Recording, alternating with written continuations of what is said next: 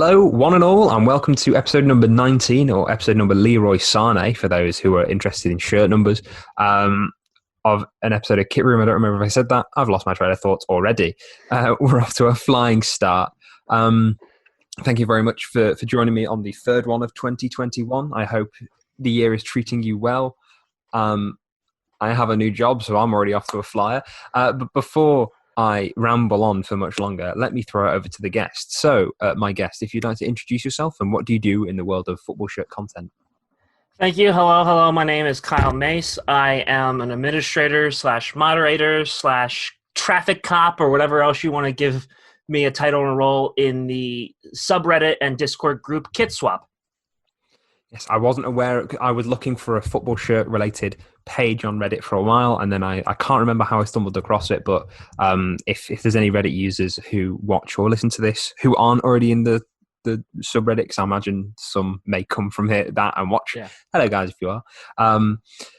But yeah, I highly recommend it. There's people sell on there. There's a lot of help on spotting fakes and stuff. But we will get onto that shortly. Before we dive into anything else, though, may I ask what are you wearing in terms of sports gear?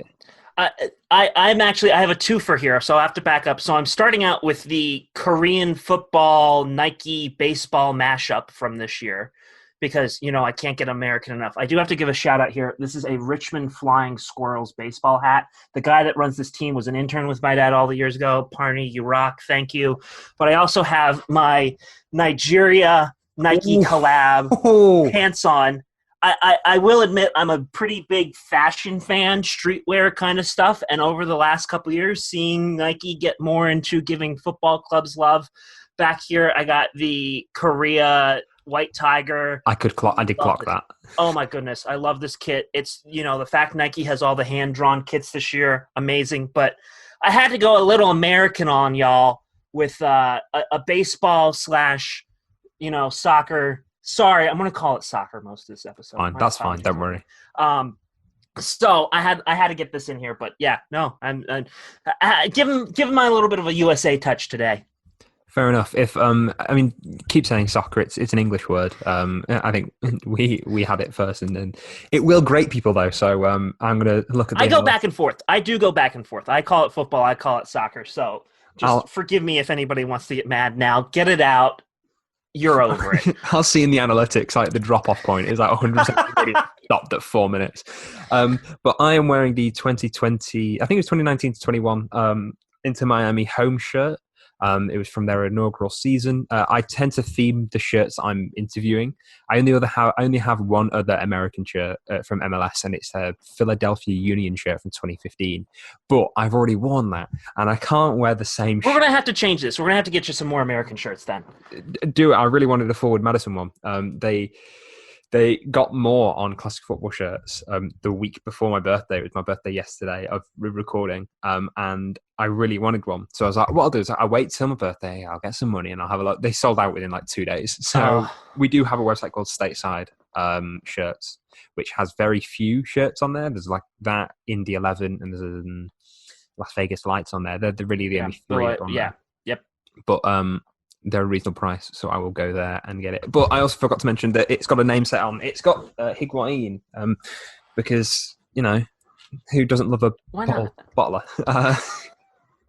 So let's find out more about you, as I imagine the large portion of my audience aren't Reddit users or know much about it. Who knows? I'm generalizing here. Sorry, everyone. But where did you grow up, and what was your introduction to football? So I am from South Central Pennsylvania, just outside of Harrisburg. For anybody that wants a really good point of reference, I'm about 20-ish minutes from Hershey, Pennsylvania, where one Christian Pulisic grew up. So unlike Christian Pulisic, I was not the soccer superstar for my local club.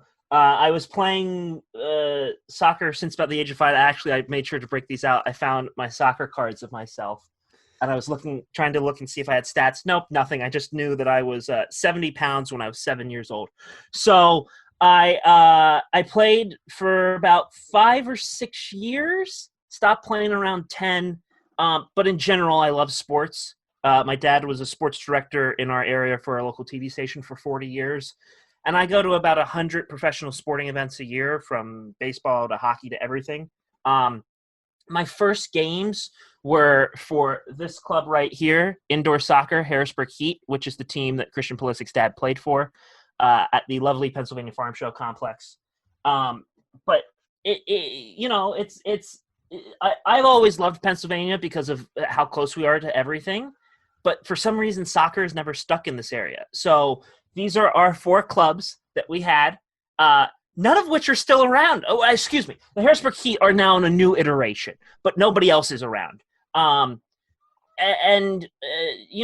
knowledge of football was coming more from World Cup stuff. I vividly remember watching the '99 World Cup, Brandi Chastain scoring the penalty kick to win the Women's World Cup for USA. I really remember 2006 sitting with my dad out in our living room watching Zidane ram his head into who was that? Who was that? Did he headbutt it? I can never remember his name. Doesn't matter because it was Zidane headbutting guy. But I didn't have any perspective of who Zidane was at that time. So my dad and I were just like, oh my God, what did this guy do? This is great. And then this man over here, David Beckham, decided to come to the United States, and I fell in love with the Beckham experiment, which I think we'll talk about later. And then my love of football started to die out a little bit. So I was on this wave for the first, I'd say, 10, 11, 12 years of my life until 2014. My high school team, my high school girls soccer team won their state championship, went to 4 straight state championships, won 3. And then my senior year, I did a 40-minute documentary called This Is What Dreams Are Made Of, not knowing that they would end up winning the state title at the end of the year. But that entire year I was following the team, mic'd up girls, followed them. And then they won the state championship. And I was like, wow, soccer's fun. I should start watching this again. And that's how my life got back into where it is today, with me being absolutely obsessed. You say that soccer's fun. You also talk about how you made a documentary. Piecing this together to do a really awful segue that you are a Spurs fan, and you don't work for Amazon, but you are a Spurs fan. So how did your support for Tottenham come about? What was your introduction to Spurs? It is kind of weird. I mean, compared to probably how other people become fans of their clubs. So in 2014, obviously, I was getting back into it because our girls soccer team was absolutely crushing it. And I was like, I should start playing FIFA again. I played it on PlayStation 2, and I didn't get a PlayStation 3, and then I got a PlayStation 4, and I was like, I should start playing this. I started watching FIFA YouTubers and just kind of getting involved with the community. And I said to one of my friends, I want to start learning more about these players. Like, I know Messi, I know Ronaldo, I know the big names. I watched the World Cup. That's a given. 2014 is after Germany won 2, so I was big into that and knew a bunch of German players. And I said to my friend, what do you think I should start doing? I want to start watching the Premier League. I want to start getting into this more. I'll be completely honest, I had no clue what the Premier League was until like 2011-ish. I was just all MLS.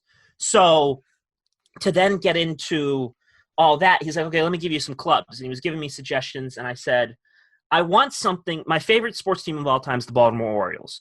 And I said to him, I want some team that reminds me of the Orioles. And at that time, the Orioles were young, up and coming. Oh my God, this is painful to actually start talking about again because now we suck. That they were a fun team that had a really good chance and young players and everything. And he said, check out this club, Tottenham Hotspur. And that same day, I packed the Hurricane inform on FIFA and was like, it's meant to be. I'm a Tottenham supporter now. I didn't really actually start following the club like religiously like I do now until like 2015, 16-ish. But, you can thank FIFA for some pack luck to turn me into an absolute there are times I say to myself, why did I do this? Why did I pick this club? But, I'm happy because it really is a special club, and it's really there's some special players that have come through that I absolutely love to watch. So me being a Manchester City fan, I must say that the 2011-12 season, it was a wonderful season to start watching the Premier League. I mean, No yeah, bias. I remember those were some of those videos that I started seeing on YouTube. I was like, what happened here? Wow, this is amazing. I need to start reading more about this and watching more about it. But no, like I said, my knowledge of football was Major League Soccer. Um, and there's a video game, and I have it somewhere here, but I can't find it because it's called Backyard Soccer, and it is footballers but as cartoon children of themselves. Ooh, okay. So it's like Kobe Jones, Ben Olsen, Carlos Valderrama, all of these guys that were in MLS, cartooned as kids, and then it was a video game where you would play as them, and you would like the stadiums were like somebody's backyard, or it was very much supposed to be like, what you would see in your daily life or whatever. I was obsessed with that game. I played that game every day after school. Probably it felt like hours to me. It probably was a very short amount of time because my mom was like, okay, Kyle, you're getting a little obsessed with this. But I still play this game to this day. Every single time I get a new computer, I download it. It's the second thing I download behind Chrome and all the Adobe programs. And that was my knowledge stopped there. It was these teams and then MLS, and I knew nothing outside of. I was like, soccer is amazing in the United States. Wow, I bet you can't get better than this.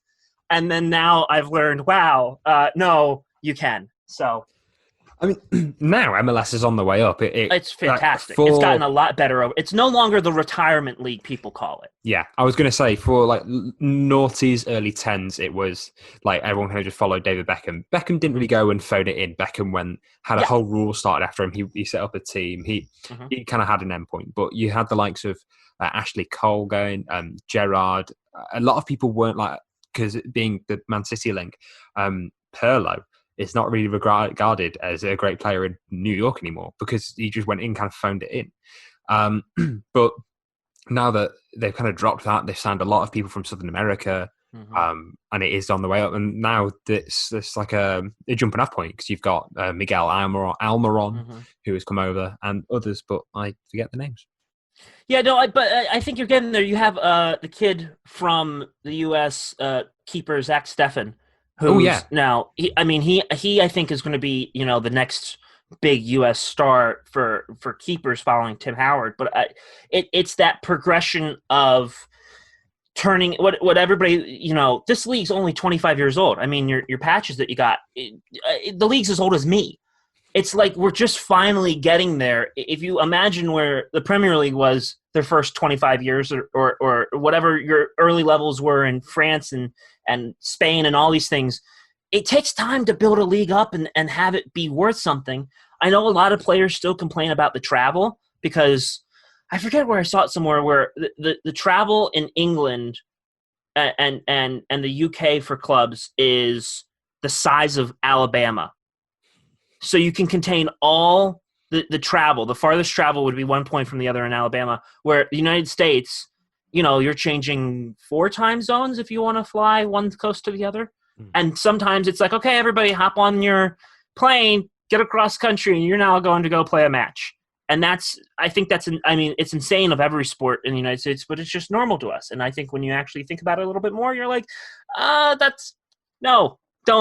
That doesn't help the product at all. But but I think the difference is with the Premier League only starting in 92, 93, I think the difference is the Premier League before that, there was already an established football division in the UK. In MLS, I know there was NSL, was that it? There was NASL, North American Soccer League, and that was the league Pele played in with the New York Cosmos. And then there were players that came on over as well. So Cruyff came over, George Best was on over. Colin Bellman, didn't he? There were a lot of great players that came on over here. Yeah. But again, it was kind of at the twilights of their career. And the league, my dad ended up actually working for one of the teams early in days, the Baltimore Comets. And it never was able to establish itself.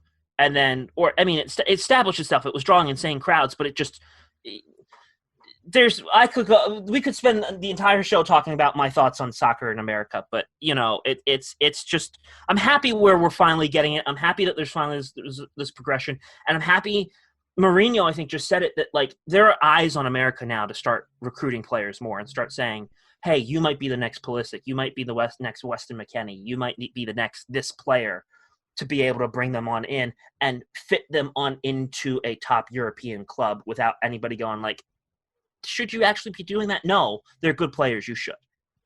Yeah, I mean, Bundesliga, you've got, Weston McKennie is now at Juve, Mm-hmm. but from Schalke, Gio Reyna is Mm-hmm. hit the ground running. Zach Steffen was there last season. Yep. And I forget the guy who scored a hat-trick for Schalke recently, but I forget his name.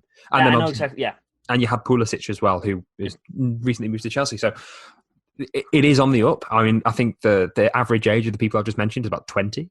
Yep. So it's like exciting times. And with USA and is it USA, Canada, and Mexico sharing the 2026 World Cup? All three. North America is sharing the World Cup. That's going to be. I mean, that's going to be the peak for all those players. Mhm. So I think there should be some serious thought that the United States could be contending for maybe a semis appearance in 2026. That's my hope. I think if we can make it to the semis and maybe make it to the third place game in 2026 when the World Cup's here, it would be absolutely amazing for us.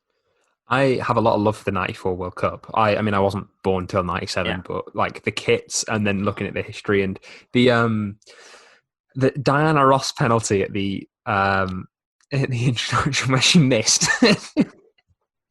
I did do an episode on I think it was on the USA kits from that tournament. Actually, I did an episode of my main podcast on that and spoke to a few people about that tournament, and it just sounded wild. That's mid-90s America for you. If you want to talk about a perfect mid-90s America for you, look at the 94 World Cup and honestly how we got there and then where we went from there. Amazing. Absolutely amazing. But I will move us on before we continue to talk about anything and everything. Yeah. So let's find out a bit more about KitSwap and what you do for them and your work as well. We spoke about in Instagram DMs that you mentioned you were a creative in the sports media, and you reeled off what you do, and you kind of do a bit of everything. Yeah. Do you have a preference on anything in particular, like an art style? Do you like journalism or photography, videography? And where can people go and check out some of your work? Let me stall a little bit on this question. I'll tell you where you can find my work first. My username everywhere is just at Kyle Mace, so Twitter, Instagram. I run a hockey website called Chocolate Hockey, which covers the Hershey American Hockey League team, which is the equivalent to a minor league club for the Washington Capitals of the NHL. And my website too is kyleMace.com. That's where literally anything and everything, if you ever want to see what I can do. But my cop-out answer to that question is I like everything the same. I mean, when you look at each thing, I like them each for specific reasons. So video, I feel you can really tell a story because humans connect by seeing and listening and all that. So when you put it in video form, it's much more natural. When you talk about photo form, it's capturing a singular moment of a piece of time that you're freezing using to tell a story. And that still boggles my mind to this day. I got into photography when I was like 11. And now I'm just like, oh my God, you still can capture one moment in time. This is amazing. And then the written form, I feel I can convey emotion a lot better through the written form by typing out and putting together a story there. So all of them. They're all different. Yes. And they're all special in their own ways. You won't offend one, don't worry.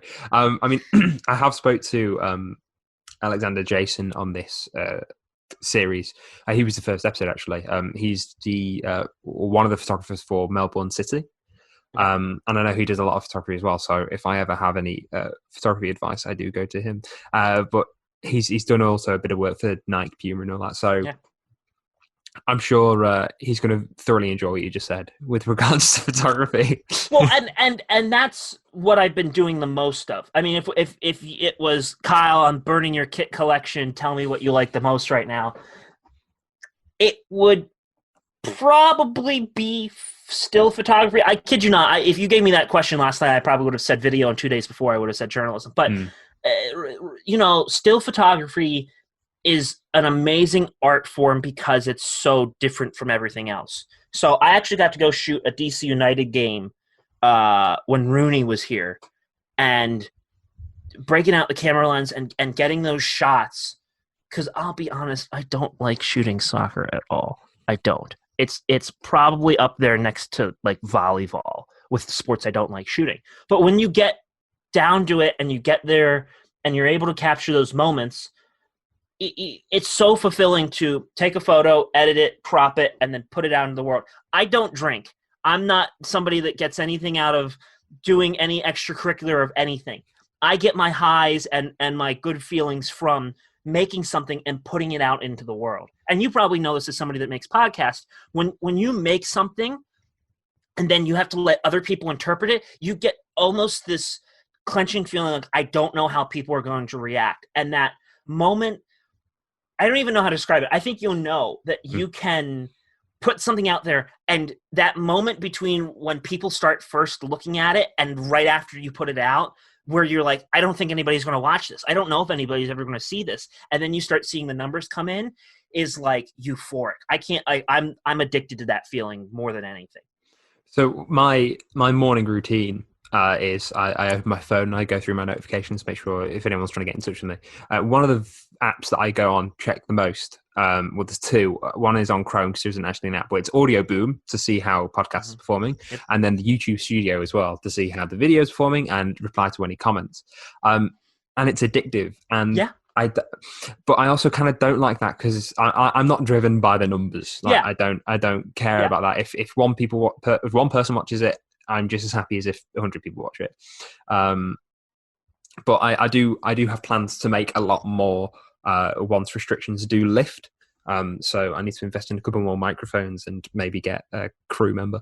But what I want to produce will be video and audio, because I know that a lot of people don't have time to sit down and watch a hour long YouTube video. I'm blessed to have a lot of time, and if I don't have time, I procrastinate a lot. I'm a big person on big YouTube user, and I imagine you're the same in terms of when you put out something, you know, I keep checking, is like, how's it going? How do people like it? And I imagine a lot of creators are. It's. I think if you're not engaged with your community, you. That's what I love about KitSwap so much too. That, you know, when you're able to find a group of people that like the same thing that you like, it's special. It really is special because you have a common ground to connect on. It's like, think about when you're in school or when you're part of a group that you're put together because you have to be there. There's very few people that like exactly what you like. And when you're able to find that group, whether it's, you know, professional hockey or it's soccer or it's football or it's baseball or it's swapping football kits, you build this connection that's on this different level. And when there's content with it as well, it really is an addictive feeling to be in and around a community that likes the same things and is engaging with you too. 100%. So let's dive into what KitSwap is then. What is a KitSwap? So you joined the team in 2019. And what do you do? What have you done in this time? Because the page has grown quite considerably. As you mentioned, there is also now a Discord. I'm not really too sure how to use Discord. I am in a few different servers, but I have no clue what's going on, so I kind of just leave it. Yeah. But what do you do here? So I'm as every subreddit has, they have moderators to make sure, you know, we're keeping everybody in line. I call it a traffic cop role because really you're directing traffic and making sure everything's working smoothly. As you mentioned, I joined fall of 2019. I've been on and in the group since 2017. And then there was a discussion one day about, you know, suggestions for the page, and I gave a bunch of them, and they said, do you want to join as a mod? I said, absolutely. So I ended up redesigning the subreddit then. I pushed for them to start allowing more show-offs of kits. So originally there used to be two pages. There used to be Kit Sell and Kit Swap. When you're splitting stuff like that, it can get very confusing quickly, and they said, we'll just put everything into Kit Swap. So obviously coming from the name of Kit Swap, it's the concept of what players do after matches, which is, you take one shirt off and you swap it with somebody. That's what this community is built on, is helping people build their collections by swapping shirts. So the day-to-day routine of me is checking and seeing what we're posting. We have a monthly legit check thread. So if you find a kit that you want to get checked out and make sure that it's legit, people are checking their threads. Now more so than ever is spending a lot of time on Discord. There is a learning curve with it, but I would say if you spend 2 or 3 days on it, it changes your life in terms of access to knowledge and information on kits. We have a lot of channels now where we will live legit check stuff. So if you find an eBay link or Depop or one of these links and say, I'm not sure about it, you can put in there and get an answer within a minute or two. We have just nice chats where you can start chatting during matches. You can chat about designs. We have show-off threads. We have one of my favorite threads is one called This or That, where if you're debating between two things, you can allow people to vote and tell you where you should spend your money. And then we have this thing that I think is going to be a big point here that a lot of people in the UK won't know about, but are discount department stores that we have. So stores, Ross, Marshalls, Burlington, TJ Maxx, you have that over there as TK Maxx. Mm-hmm. We get a lot of shirts for nothing. I mean, current season stuff for under $10. And we have people that go to these stores and find them live, and you can say to them, can you buy that for me? I'll give you the money and you ship it to me. That's a daily thing on our server, and that's how actually I've built most of my collection, because I say to somebody, hey, I've been looking for this. Can you grab it for me? And I end up spending less than $30 to get a current season kit. So it's an amazing place to be. There's a lot of people that, just have this passion for football shirts. And because it's a community and you're able to talk with each other all the time, we just had a KitSwap kit design. And we had users design kits and vote on it. And now we're, in the next, hopefully, week or two, we'll have an actual shirt for our community that we'll all be able to sport and wear, which is going to be awesome. Are there any future plans for it? Because there are a few rival pages. There was one I found which I think had a couple more subscribers to the page, but I don't think it was as active. Yeah. So what are there any other future plans, any potential videos or any other potential engagement you've got planned for the future that you might be able to say? If not, I can tease a few things. We just started a Reddit, on Twitter, which is r_KitSwap, on Instagram, official_KitSwap. But the hope is that to continue to build this community throughout the world. I mean, we have a lot of people all over the world that are part of KitSwap, but we've realized it's still very American-based. So we can maybe start getting people from the UK in and say, hey, look, here's what I'm looking for from the US. Can you help me out? People from America saying, hey, here's what we got. Do you need anything? Or being able to build those connections. And that's really nice to be able to have this community and expand it more. I'm hoping to maybe do a couple of things. Wink, wink, nudge, nudge. I am just a person who is obsessed with working himself into the ground. So it's just finding that time to be able to get some of these things off the ground. I think that's all I can tease right now, because I also have this thing that I'm like, I always feel like I say things and then they don't come to fruition, and I'm like, oh, I've jinxed myself. But no, over hopefully the next, I'll say year to just give me time if I end up taking longer. But over these next couple months, there should be some more fun things going on. Right now, we launched the Discord back in August, and that's changed our entire server completely and changed our entire community completely. We have about, I'd say, 400 to 500 active members, probably about 50 people online at any given time.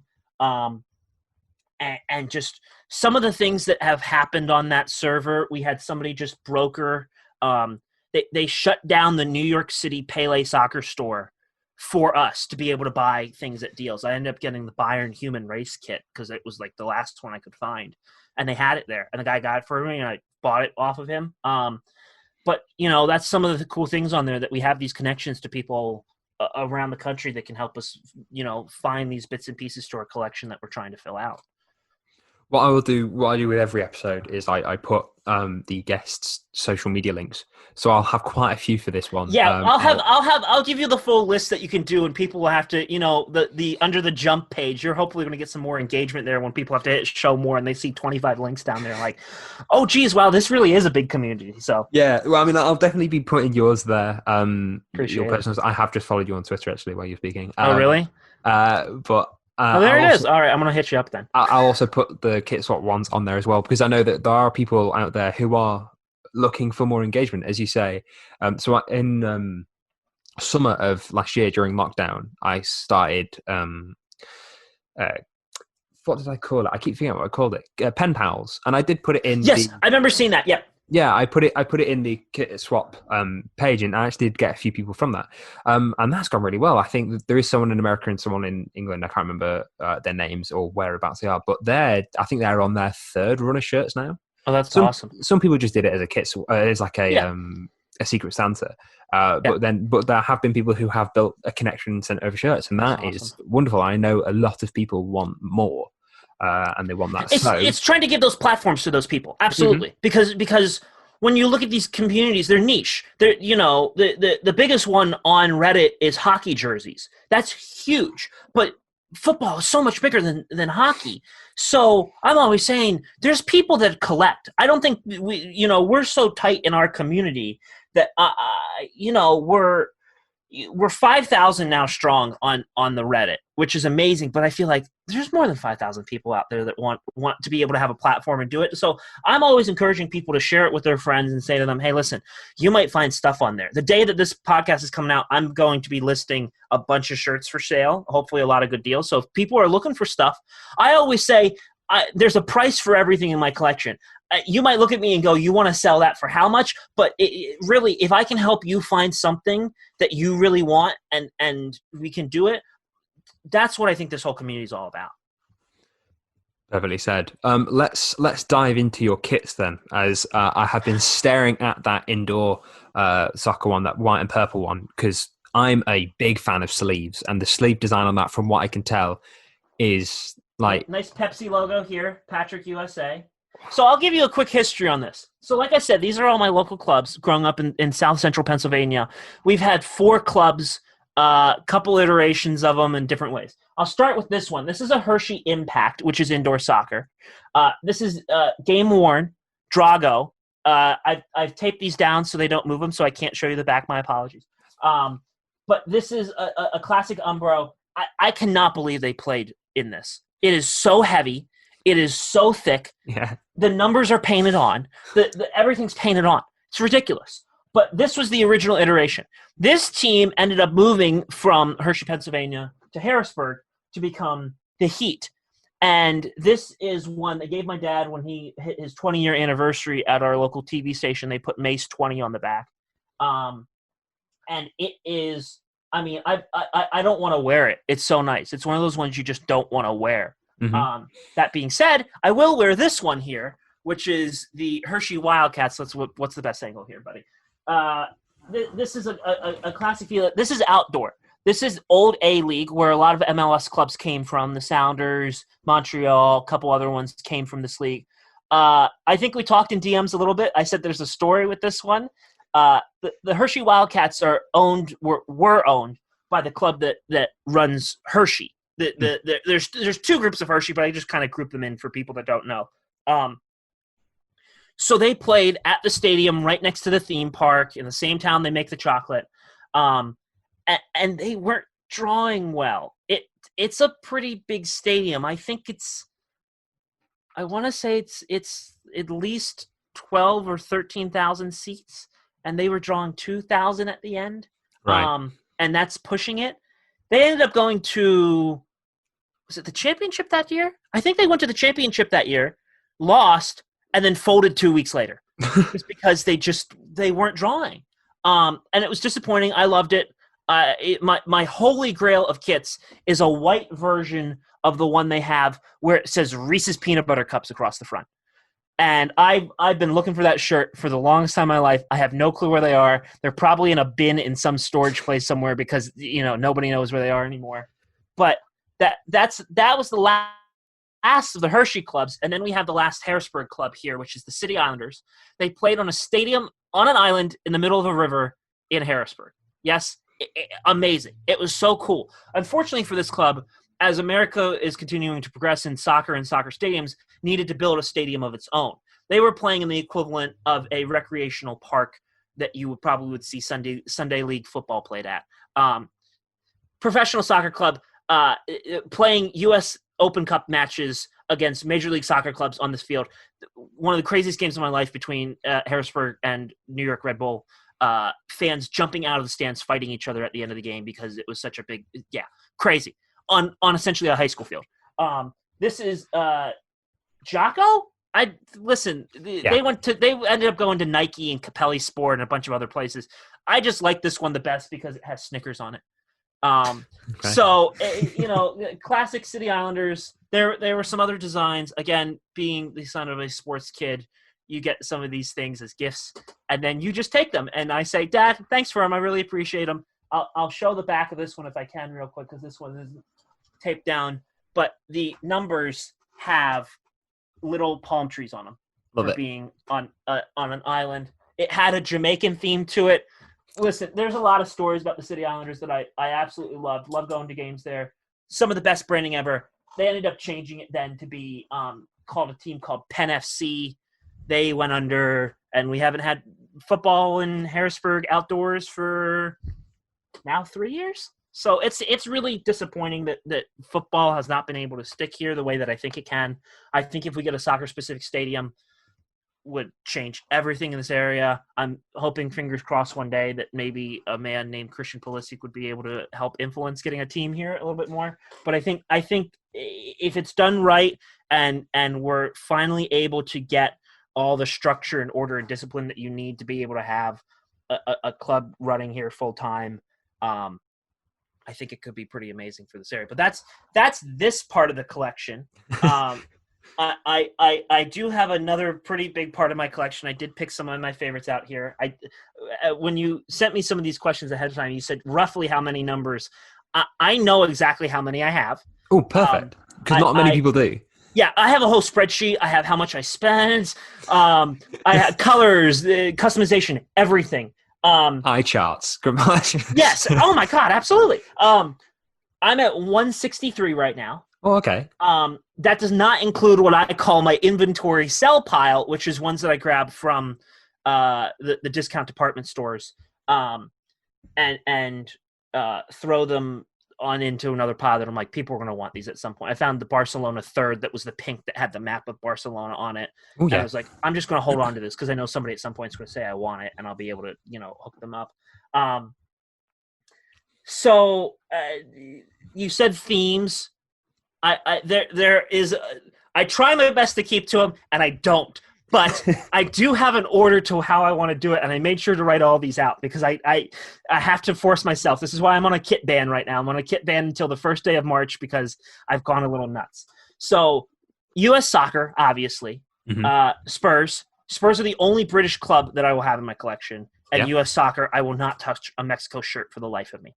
I have a lot of MLS stuff. I love the designs of MLS stuff. And I also have a lot of the what I like to call retirement league washed up players that come here just because I think it's kind of fun to have a Andrea Pirlo, NYCFC, or Kaká, Orlando City. I also tried to get players that I saw in person. So I saw Pirlo play here. I saw Kaká. I saw Rooney. Hopefully when Messi comes to NYCFC, I'll get one of those. I saw Beckham play. So that was my first kit ever. Hold on. I have my piles here. I made sure to break them on. By the way, I have to just give a shout out to everybody. I put on KitSwap. What do you think I should wear today? I made a stupid purchase, as we all do.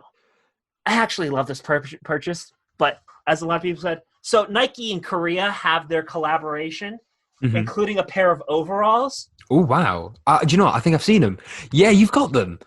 I bought them. Oh, my God. And they're so comfy. And I would have worn them today if they weren't so warm.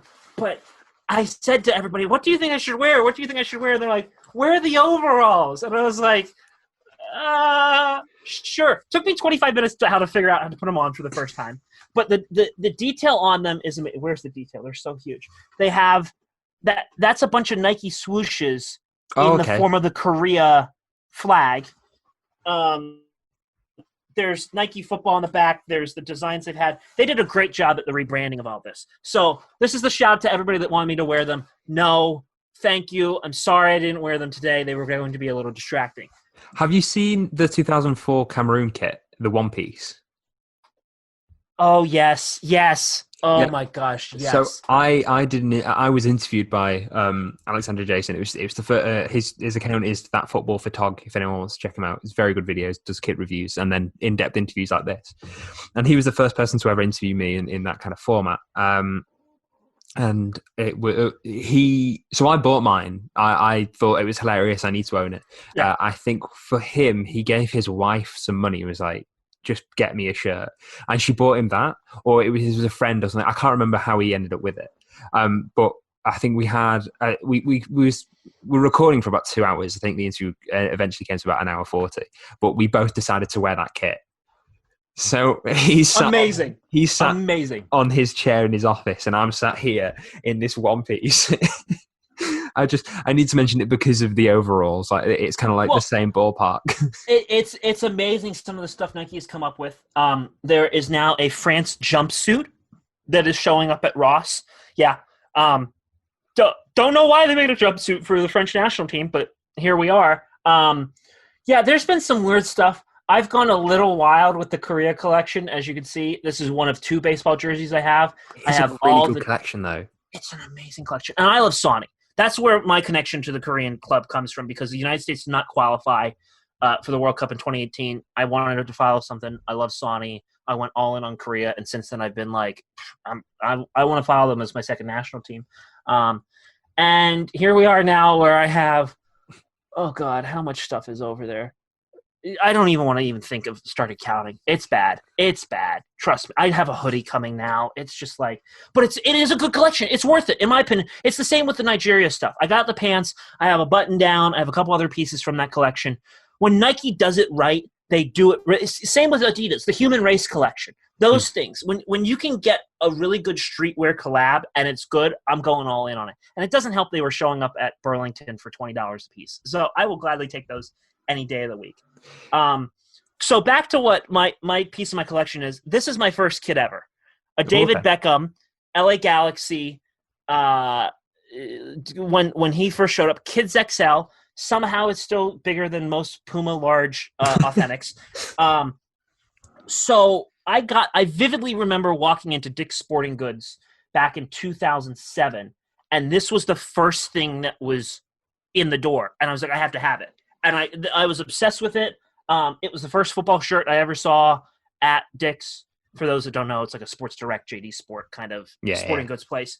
And I got this, and I still have it to this day. I just found the photo of me wearing this for the first time ever. It was a concert for Disney Channel stars that I went to. I have a picture with one of the Disney Channel stars. Hilarious. Corbin Bleu of High School Musical. Oh, you met Corbin Bleu? Oh, my God. Yeah. No, I met Corbin Bleu from High School Musical. Here, hold on. I literally got this photo up, and I was like, I think this is the first time that I ever wore this shirt. And it was, because I was like, well, when else? Beckham came to the U.S. like a month earlier. So this is, if that's just going to focus, this is me wearing the David Beckham kit for the first time with Corbin Bleu. Me, scared as can be, absolutely awesome. It was an Ally and AJ concert. I've been absolutely rocking out to the new Potential Breakup song that they just released, the adult version, which I've actually been singing for years, throwing my own curse words in here and there. But this is the first one that I ever had. I then will go on to what I would say is I'm a big fan of project kits. This is my whole customization folder with all my projects I'm working on right now, with name sets and badges.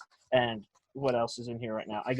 I'm working on a Weston McKennie Juve one for his goal that he scored against Barcelona. Here's my badge bag of just stuff. I love project kits. And one of my favorite project kits was a 2018 World Cup Sony kit.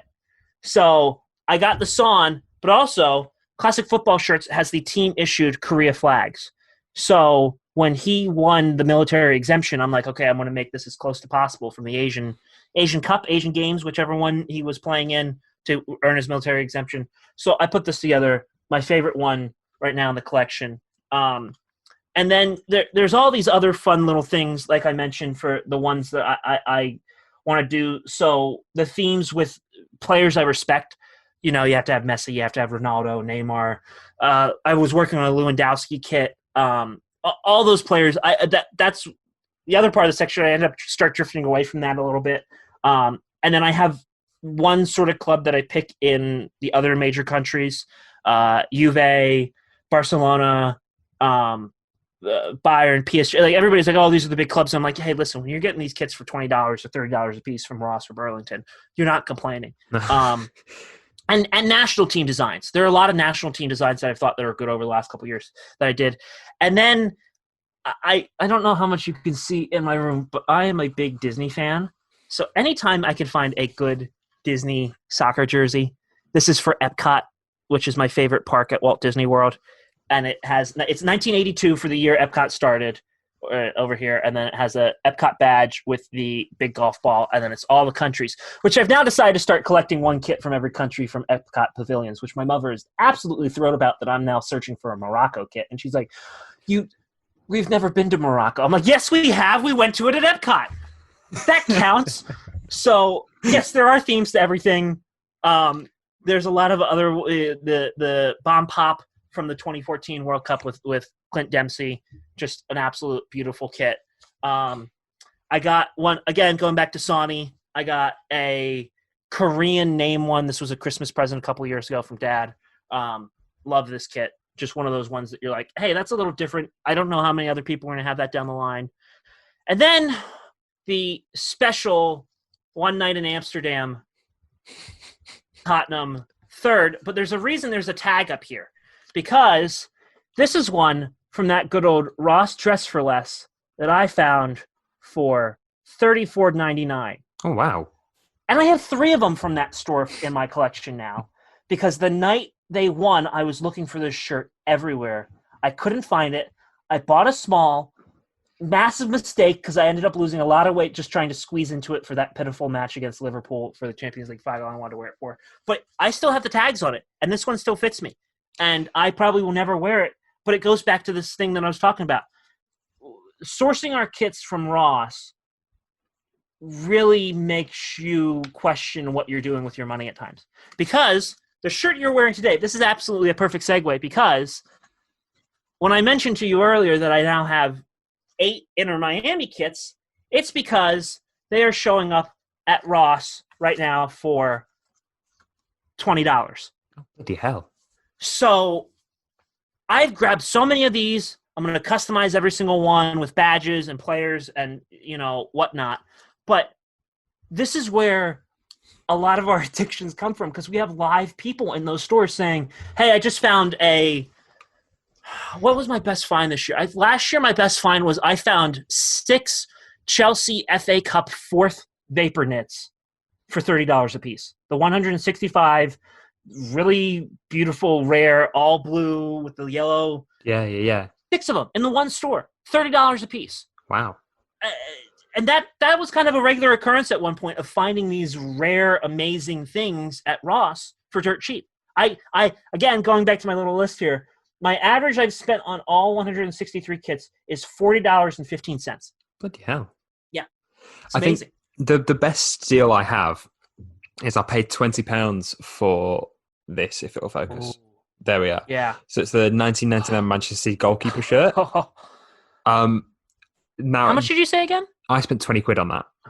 Amazing. It just showed up in a thrift store or retro shop for those in England. It just showed up in one of them. I walked into the shop. I was on my way actually to a City game, because me and my partner are season tickets. I was on the way to the train station. It's between my flat and the train station, so I thought I'll quickly nip in. And I walked in and saw a long sleeve Kappa trim, and I was like, I don't care what shirt that is, I'm getting it. I picked up and it was this goalkeeper shirt. And yeah, I'd never seen one before that in person, so I bought one. and they Classic Football Shirts got one recently. I think they were selling it for 175. So that Wow. is probably up there with one of my best steals. But what was Yeah. better is about 3 months prior to me buying that, I interviewed the goalkeeper who wore it for my podcast series. Yeah. But I've mentioned that for the last 2 episodes, so I won't go into that because it sounds like but I'm still, bragging. that's awesome that you have that. That's the big thing with my collection too. That I want a connection. I want to be able to tell stories with these. So being able to tell a story like, hey, I vividly remember the United States blowing against Portugal in 2014, and all of us at that party were talking about how awesome the bomb pop was, and then years later, I finally get one. Being able to break out the David Beckham and say, hey, I remember seeing Beckham play in person in DC against Ben Olsen, who is also from this area. That's cool. So I made sure I had to get another Beckham in long sleeve because that's what he actually wore for most of the time while I was here. Same with the one night in Amsterdam with Lucas in that goal. I have 3 of those kits because it's going to be one for ages to be able to have and just say, my God, do you remember this night? Break it on out and have all these special stories that I can tell with each and every single one of them. My favorite Messi kit that I have is the one when he scored against Real Madrid and then took it off and held it up to the Real Madrid. I had to get that one. That's a great story to be able to say, hey, listen, you need to watch this video to know why I have this story. And then you watch that goal, and it's absolutely amazing. Yeah, no, definitely. That Spurs shirt I despise because I'm a Man City fan. Oh, I forgot! I completely forgot. So actually, I'm not really that sorry, but I'm going to break it back out again just so I can put it in front of your face one more time. So because I remember, like, sometimes if I'm ever feeling down or anything, I will go back and watch them highlights to make myself feel sad. But at least you won that match, right? So I remember Raz scoring the goal, and if he left it and Aguero got it, it would have been onside or something. But I went mental, and then I was sat just here, and I think I was silent for about half an hour. Like, I did not breathe a word. Oh, God bless those 2 matches. So I was home watching and saw the goal go in and came back here and just cursed up a storm, was just laying on this bed. And I walked back out and it's Tottenham celebrating. I'm like, what? And I rewound the DVR. I was like, oh my God, it was VAR. And I, God bless my parents for putting up with, I'm just going to admit it. There is a hole outside of this wall on the other thing. Me scoring a goal. Sonny scored against Dortmund. Me just going, yes, and putting my hand on the wall, not realizing my hand was beginning to go through the wall to celebrate. Harry Kane once scored. I was listening on the radio driving home, and I slapped my hand onto our air conditioner and put my hand completely through the vents. So I love my club, at least, right? Huh? So me screaming, going back and forth. So when Lucas scored that goal, I was working that night at the hockey game for the Bears. And I said to my best friend who worked for the team, you got to put the game on. Like, you have to have it on when I walk on in. So I left at halftime and was listening on the radio. It's about a half-hour drive to hear Lucas scored 1, Lucas scored 2. I'm like, okay, we'll come back. I'm sitting in the media room downstairs. Vertonghen misses that header, and I'm like, oh, my God, and I know people are starting to look at me. I'm like, I don't care. I'm so into this game. Lucas scores, and you know how he fell to his knees? I ran around the media room, fell to my knees, and just couldn't believe it. And a guy, one of the NHL scouts turns to me and goes, how much money did you just win on that game? I'm like, what are you talking about? I'm like, this is my club. We're going to the Champions League final. And he looked at me like I had 3 heads. I'm like, you have no idea. You have absolutely no idea how important and how amazing this moment is. And I always say that story because I'm just like, there's a difference between people that like sports and people that have a love and passion for sports, for the ones to say, how much money did you win versus, just collapsing in that emotion. So I remember watching that tournament like the whole time. I work in hospitality, so it tends to be anti-social hours. But I managed to, like, Champions League nights, I always got off randomly, and it had nothing to do with me doing the rota. But me and my partner were sat here watching that game, and obviously because Ajax were like the sweethearts of that whole tournament. And then with the City link, I wanted Spurs to blow up. But No, so everyone was like, okay, Ajax, like if they get to the final, then Ajax have a good shot against Liverpool. Yeah. And then I just remember like Spurs scored, and then it's like with the last kick of the game, it's like, what have we just? It's paramount to the Barca comeback against PSG. Yeah. Yeah. It's like It really is. you're just watching it. It's like, okay, Barca need to score 6. This isn't happening, but let's watch it and see what happens. Like, oh my god, they have scored 6. Amazing. And going back to the kit collector myself, what was my first thought when they scored that goal? I got to open up my laptop and see where I can buy this kit. Literally, I purchased like 3 of them just because I was like, I need to know where it is. I had 2 of them get canceled. I bought the small. I slimmed down over the summer to try and squeeze into it. Did not work. And then 2 weeks after the Champions League final, I walked into Ross and it was 1, 2, 3, small, medium, large. I kept the small and medium. Gave the large to one of my buddies. Insane. Going back to that whole thing, you find these things at a deal and immediately all of your rules get thrown out the window when you have, a PSG VaporKnit staring at your face for $30 and you're thinking to yourself, oh, I can turn that into an Mbappe and what can I do with this? And this is amazing. Wow, this is $30. Yeah, sure, I want to just buy it. And then you sit back and you go, I haven't watched PSG in 5 months. Why did I buy this kid? So I bought the Inter Milan away shirt from 2010. You know, the one with the snake going up the side? Because I used to play as Inter on PES all the time. Okay. I remember playing it as a kid now. In 2000, PES 10, I remember playing it. I was like, I need this kit. Yeah. And then I found it on eBay recently. And it was about November of 2019. I finally found one on eBay that didn't cost an arm and a leg. And I bought it, and it's been a very welcomed addition into the collection. I just love that kind of material because City had that material in 2013, 14. It's just great. A lot of those ones that, I just keep thinking, when you're telling these stories here, I just keep thinking back to moments of me watching football and immediately feeling like I got to have a connection to this in some way more, and that's where the shirts come in. I got a Gareth Bale one that essentially matches his Champions League final overhead bicycle kick goal, just because I remember watching that goal and being like, oh my God, what am I watching here?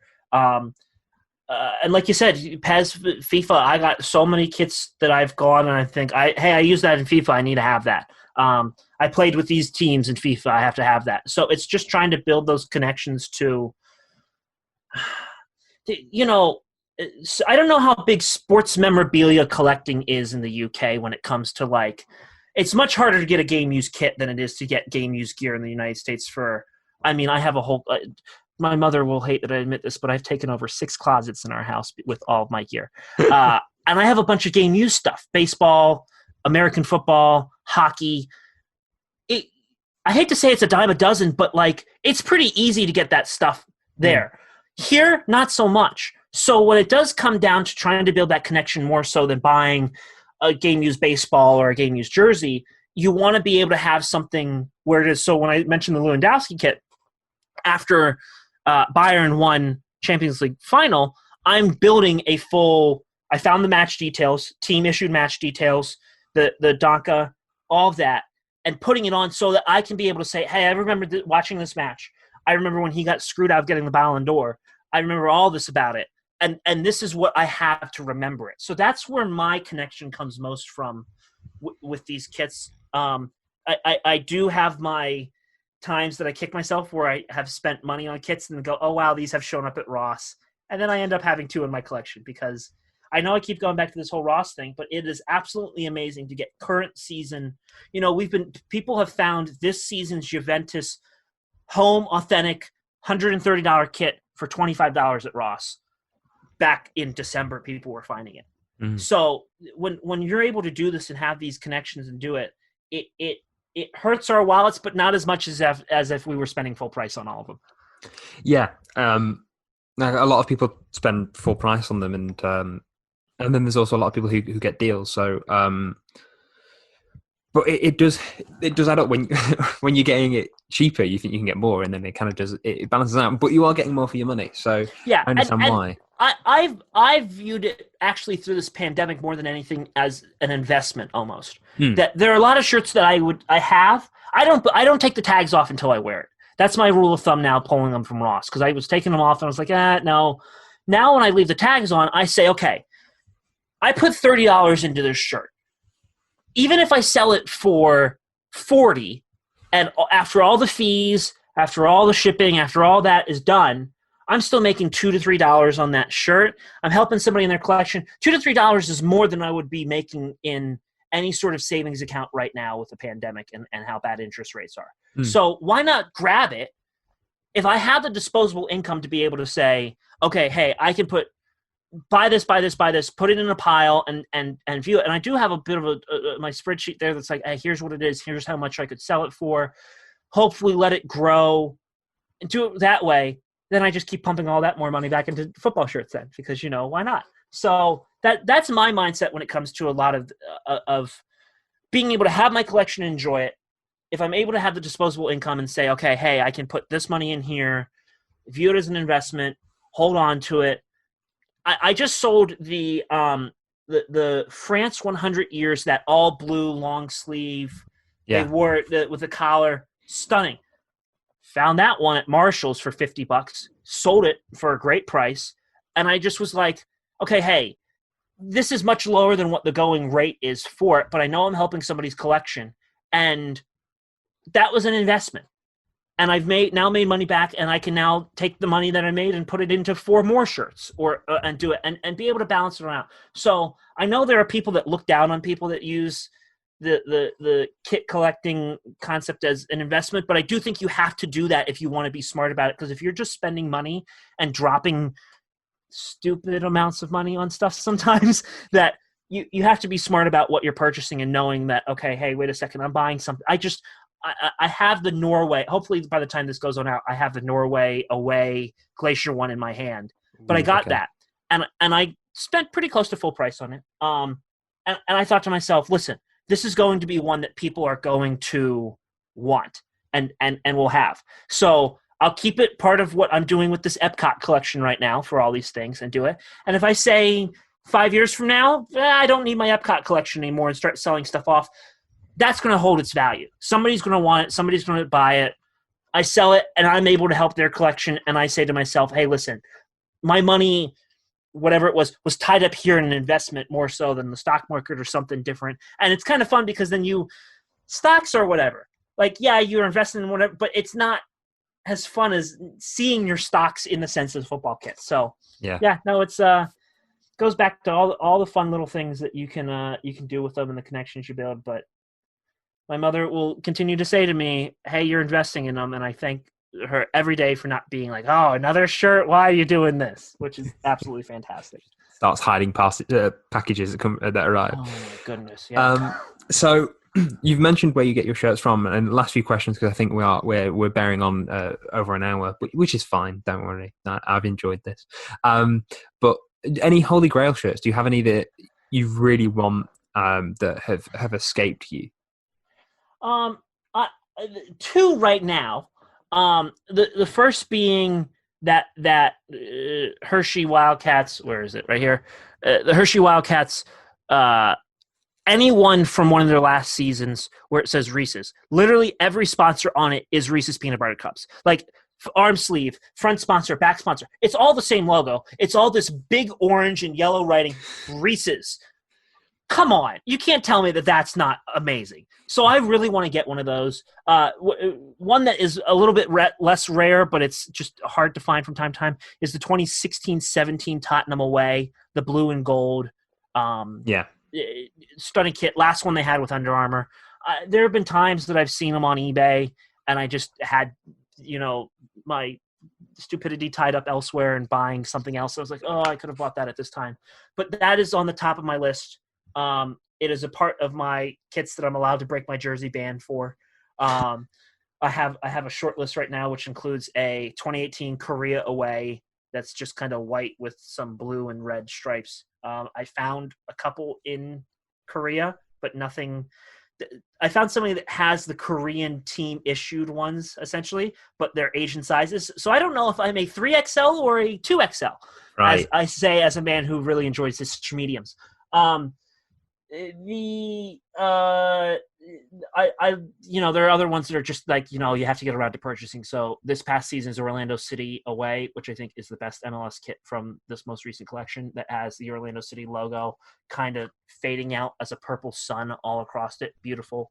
Now with Montreal Impact changing their name, I want to get a couple Montreal Impact kits. And then I just found the Germany 2020 away, the blackout kit that has been so hard. I found a store in the United States that has it, and it's just like me trying to pull the trigger and being like, okay, I'm adding this to the collection. I'll do it now. Should I do it now? I actually, going back to our Ross and Marshall conversation, somebody found me a United States Olympic team jacket yesterday. Great deal. I'm not going to say how much I spent on it. A lot less than what it retailed for, and a lot less than you'll find anywhere else. But I was like, oh, there goes my money for the Germany jersey. I guess I got to wait a little bit longer. So I remember seeing that jacket and really liking it. There's some amazing things. I keep going back to Ross. I'm sorry I keep going back to Ross with it, but this store is amazing because you do find so many cool things. Finding team-issued stuff. What I found last September 2019, I found United States Olympic opening ceremony Ralph Lauren polo boots. Retail price, $1,005. Ross, $79.99. I have them. They're size 13. I'm a size 11.5 on a good day. I double up socks. They're extremely comfy, extremely heavy. They are a workout on my legs after I'm done for the day. But it's those things that you do find, and you're like, oh, you can't pass those up. I'm sorry, you cannot pass those up at all. So hopefully we get more. I want one of those French jumpsuits showing up at Ross soon that I could be able to go do and annoy everybody when I put on a jumpsuit and I go, yeah, I love the French national team. Look at my jumpsuit. When I put the overall on, I feel like a 90s boy band member. I posted some photos on Instagram and Twitter of it. I'm a full-on 90s boy band member with them on. Love it. I mean, with the mention of a 90s boy band, that is a perfect segue into my final question before of offering you to promote anything. But how I started this question off was throughout COVID lockdowns and stuff, the arts industry was hit with lockdowns and cancelling gigs and stuff. So I got the guests to recommend a song, artist, or album for anyone to go check out to maybe drive one or two sales their way, or just a couple more listens. So you can recommend anything, and people get nervous because they have to share their music taste. But my music taste is all over the place. This last year has been. Listen, it's been rough when it comes to trying to find a top song, because I went through a country swing, I went through a grime swing, I went through a major rap swing. When the Michael Jordan documentary came out, I was listening to all 90s hip hop and rap, and then I immediately moved into show tunes, and everybody's like, "What are you doing with your music?" Listen, it's all over the place. So I'm happy to share what I like. I have two actually. The first is a good friend of mine. I went to high school with him. Interstate 81, INNER State 81. He just released an album called Growing Pains, which I designed the music cover for, the artwork for. Hip-hop, rap, if you're all into that sort of stuff, I recommend his stuff to everybody, because I always feel he has something that goes on out. So I probably will tell Tucker to listen to this podcast and then not tell him that I gave him a shout-out. Tucker, you keep killing it. I love your stuff. I hope everybody else loves your stuff too. And then there's another band that I found recently called Lawrence the band. Lots of good music, lots of good stuff. So if you want just some good feeling pop, jazz, funky soul, I don't even know how to describe them. I just love their stuff. So Lawrence the band and Interstate 81 would be my top two suggestions if you're looking for some new tunes to listen to. Lawrence sound a bit like, how you describe them, sound a bit like Half Moon Run. I don't know if you've listened to any of them. I haven't listened to them, but no, they're brother-sister duo. I don't know if anybody has Disney Plus and seen the movie Noelle with Anna Kendrick and Bill Hader. They did the music for that. Clyde from the band was the guy that did the music for that, but they're so good. So good. I'll check them out. I recommend that. My recommendations have been run, but I recommend them pretty much every episode. I really like them. They're a Canadian band. And finally, we mentioned it earlier. and they will be in the description. But if anyone would like to go find you on the interwebs, then where is the best place to do so? And where can they join KitSwap? So KitSwap are 4 platforms that we're on. Reddit is the heart of it. So head to reddit.com/r/KitSwap. If you Google Reddit KitSwap, it comes on up.